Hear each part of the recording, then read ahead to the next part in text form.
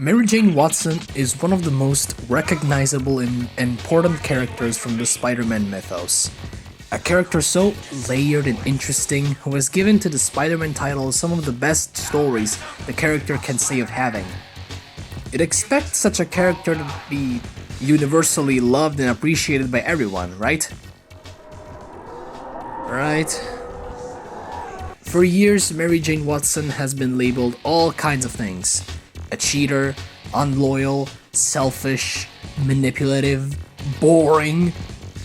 And I'm here to tell you, you are wrong. All of you. They lied to you. Modern adaptations have lied to you. I'll talk about them as well in a different video too, but for now, I'm here to tell you why you are wrong about comic book Mary Jane, and why you should not be mad at her, but at who's in charge of taking her out of the writer's hands. In the comics, Mary Jane Watson has had an awful childhood. She lived in an abusive household where she always never felt enough, and has led to her having more awareness than people her age, which led to her putting up the party girl persona to bury her suffering, real true self. With this mask on, she thought she could be more accepted by people around her who never would have put up with her traumas. At a certain point, she comes in contact with Spider-Man in two different instances. She first sees him on TV and immediately sees herself in Spider-Man, because she recognizes that as she does, he puts up a mask, sort of a persona to appeal to audiences as a performer. And then later, she finds out that Spider-Man is her neighbor Peter Parker, as she sees him sneaking out of his house in costume. This is probably one of the best retcons that ever happened to Spider-Man, thanks to both Tom DeFalco and Jerry Conway with 80s ASM and the beautiful graphic novel, Spider-Man Parallel Lives. In the original books by Ditko, though, Mary Jane was this sort of reoccurring gag where Aunt May kept trying to set them both up for a date, but Peter was too much on his Ayn Rand Sigma grind set to care. But eventually, when John Romita Sr. takes on ASM, they finally make her an actual character, modeled after the actress Anne Margaret, and they created the most beautiful woman Peter had ever laid his eyes upon. Now, before any of you brings this up, no, she did not become interested in Peter once she found out he was Spider-Man. If anything, it scared her even more. Dating as a whole was still a touching subject for her because of what idea of a relationship she had in mind, and the fact they were trying to set her up with what she knew was a two-faced person kind of confused her. But after a 2-year trip to Philadelphia, she finally convinced herself to meet him and find the truth out herself, giving us the iconic panel and that iconic sentence which slowly but surely became her whole character. Since then, she perfectly integrated herself in the books and started to develop strong friendships with Peter, Gwen, and Harry Osborn. She'd eventually start a relationship with the latter, but he'll throw everything to shit with his addiction and, well, becoming the second Green Goblin and going completely nuts, but that happened later on. It's once we get to the unfortunate death of Gwen Stacy where readers could finally get a glimpse of the real Mary Jane. This was a turning point for everything, especially for superhero media, because it was very unusual and unlikely for the main love interest to die like that, without a reason, just a casualty of the hero's activities. But this was a chance for the characters to make their internal struggles and maturity shine, and it's especially apparent with Mary Jane. As she immediately rushed to Peter's place when she got the news of Gwen, Peter tries to send her away because, in his mind, a party girl like her could never stomach such an unpleasant view. But instead of listening to him, she stays with him, comforts him, and finally takes her mask off for the first time. Time goes by, and as Harry goes absolutely stark raving mad, Peter and MJ have the chance to really get to know each other. So much so, in fact, that Peter falls so in love with her that he rushes things and proposes to her with a ring.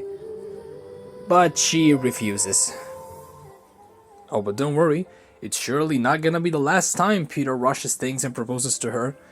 But anyway, she distances herself from him, and this led to him starting the infamous fling with Black Cat, which honestly is way too overconsidered nowadays. And people would try to use this as a way to say MJ is unloyal and that Peter is justified in getting some Black Cat puh. I hate it here. If anything, Peter was the bitch in this time period. He'd just go on dates and then on other dates while forgetting who he was previously with. He especially did my girl Deborah Whitman so wrong. Like, yeah, Queen, go ahead, sue his ass for making you think you were schizophrenic. Anyway, a relationship with Felicia could never work because their relationship was basically based on thrill and lies and could never become something serious. So before any of you bitches try a comparison game between Felicia and MJ, shut up before you embarrass yourself.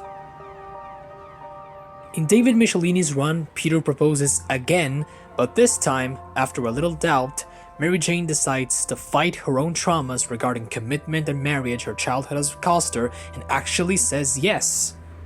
She doesn't care about the dangers his life as a superhero will bring, because as long as they are together, they will be able to face everything and win.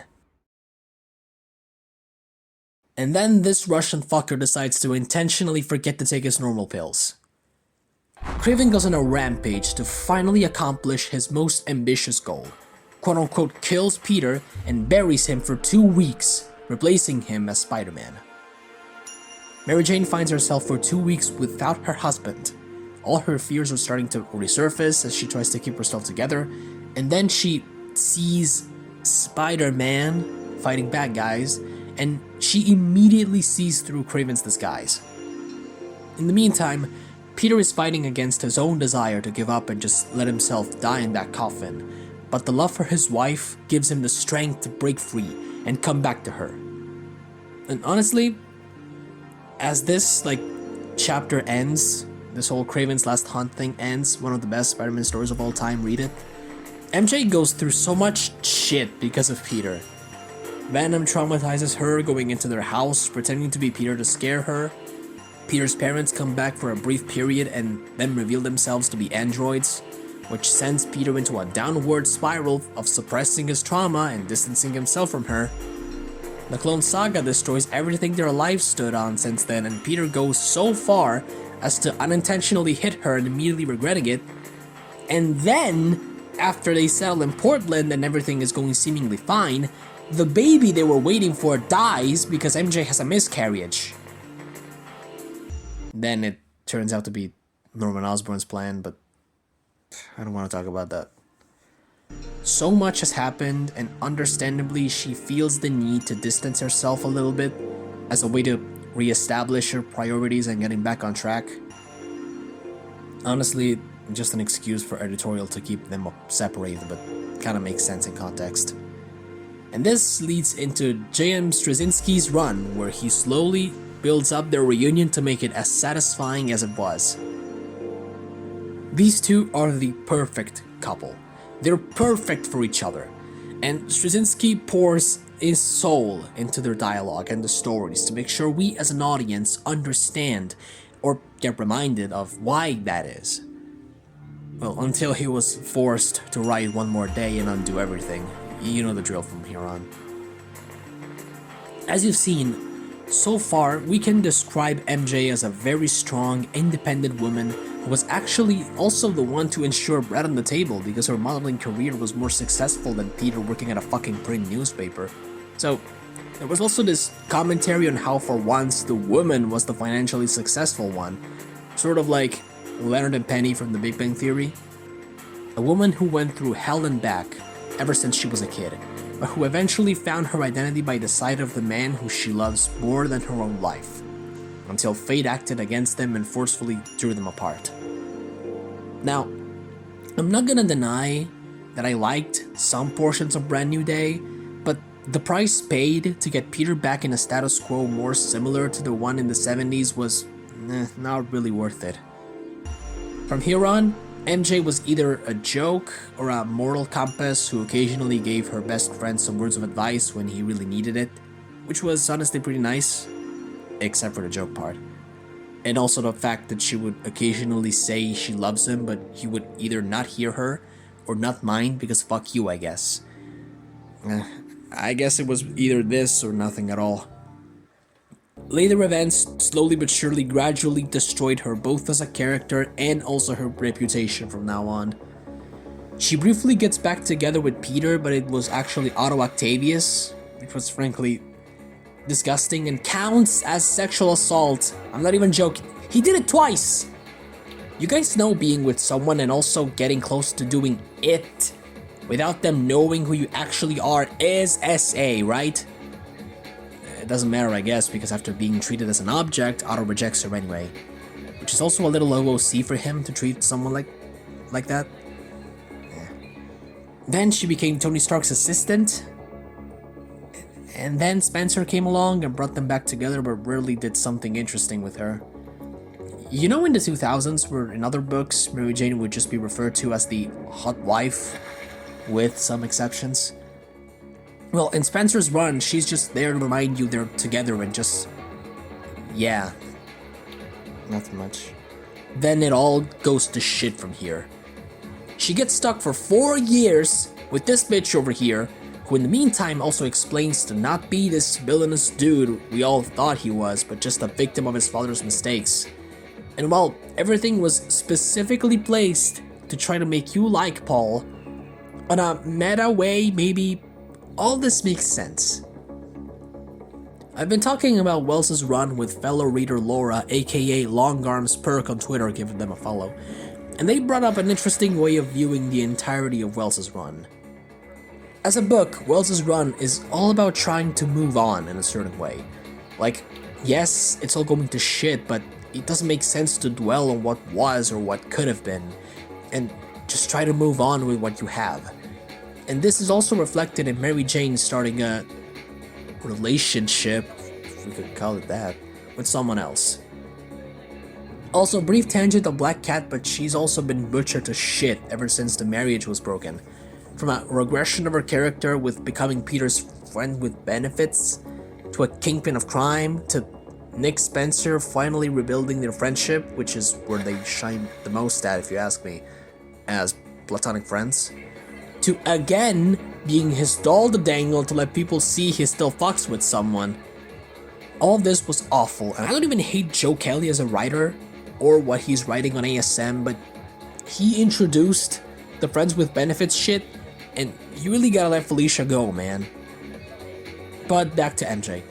You may think it's hypocritical of her to let go, but tell me, have you never found yourself interacting with a person and that person had so many toxic behaviors that they never corrected, and at a certain point you just got tired of them and wanted to try to move on? Now, hold on. I'm not saying she regretted marrying Peter or anything like that. They clearly still love each other. It's just that I think Wells was trying to make us understand that as long as the higher-ups at Marvel are who they are, she will keep being mischaracterized and the comics will keep on being about them being divided and apart from one another. And in a way, to try and move on from that. While frustrating, you can't just keep being mad at something like a comic book character, when their real essence was already taken away from you in 2007. And as we keep boycotting and letting them know we're not satisfied, there needs to be a clear change up there for things to go back to an acceptable level. As of right now, she's Venom, in probably one of the most criticized eras of both Spider-Man and Venom.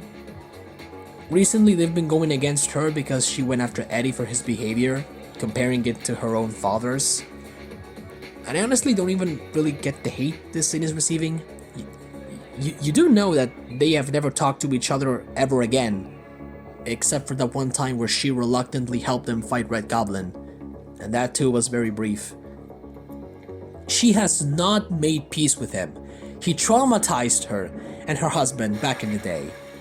Even if Peter did make peace with him as a reformed individual, that doesn't mean MJ has to follow Peter's way of thinking and forgive him too. Even if the symbiote may have told her everything he did to try and make amends, like, imagine someone does something bad to you, and your friend assures you that they changed, and that you should be nice to them from now on. Would you do it?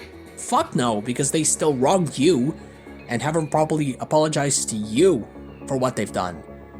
And frankly, Eddie has been mischaracterized to death as well recently, so he should get back on his senses too. But anyway, as you've seen, none of the things people say about Mary Jane are true at all. Up until they decided to throw everything out of the window, she has been a focal point of both Peter's life and Spider-Man comics in general, who could even at times face villains herself, and was honestly even avant-garde from a certain point of view when it came to female comic book love interests. So please, next time you talk about Mary Jane Watson, try not to lie or say shit for the sake of doing it, because I'll be watching you, and I'll be ready to correct you if you spread misinformation. I will be there. I'm a silent guardian, a watchful protector, the dark feminist. Raimi MJ, baby, you're next.